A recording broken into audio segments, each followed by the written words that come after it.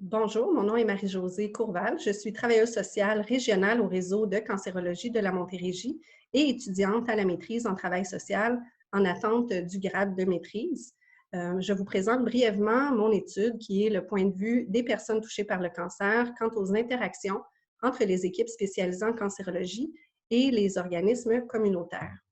Dans le contexte où les personnes touchées par le cancer ont divers besoins, donc des besoins très diversifiés, entre autres le transport, le ménage, le ministère de la Santé et des services sociaux,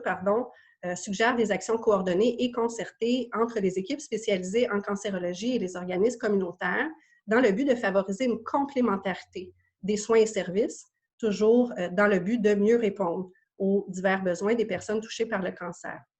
L'étude est une étude qualitative, descriptive et interprétative réalisée auprès de 10 femmes et un homme touchés par le cancer que j'ai recrutés dans un centre de cancérologie de la Montérégie.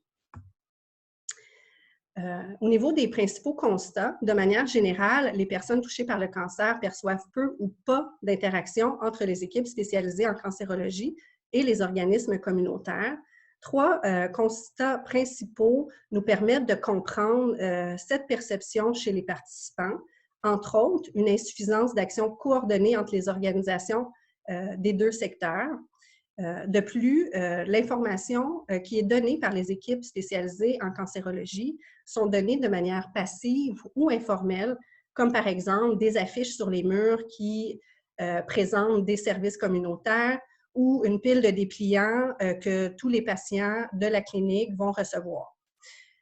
qui ne sont pas en fait dédiés spécifiquement à la personne, mais plutôt donnés de manière générale. Troisièmement, lorsque les personnes touchées par le cancer considéraient avoir reçu l'information, elles se disaient butées à certaines contraintes liées à l'accessibilité des services communautaires et n'obtenaient pas les services souhaités. Évidemment, les participants nous ont donné des recommandations, comme des actions coordonnées entre les organisations des deux secteurs, des références personnalisées en fonction des besoins singuliers, par exemple, une évaluation des besoins singuliers par l'infirmière pivot en fonction des besoins évidemment singuliers de chacune des personnes, mais également tout au long du parcours de soins, et ce, dès le début du parcours.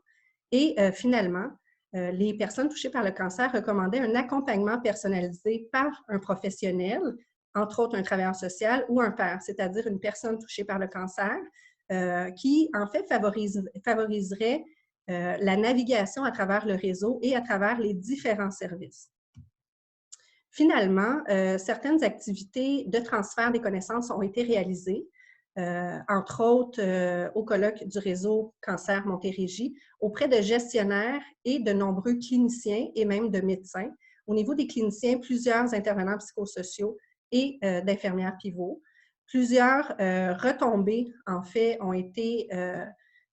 perceptibles suite à l'étude, entre autres la restructuration d'une session d'information où une modalité d'interactivité a pu être mise en place afin qu'au moment de la session d'information, les personnes touchées par le cancer puissent poser leurs questions et où les personnes touchées par le cancer pouvaient choisir l'information écrite dont elles avaient besoin. En espérant qu'il y ait d'autres retombées dans le futur, des retombées positives, je vous dis merci de votre écoute.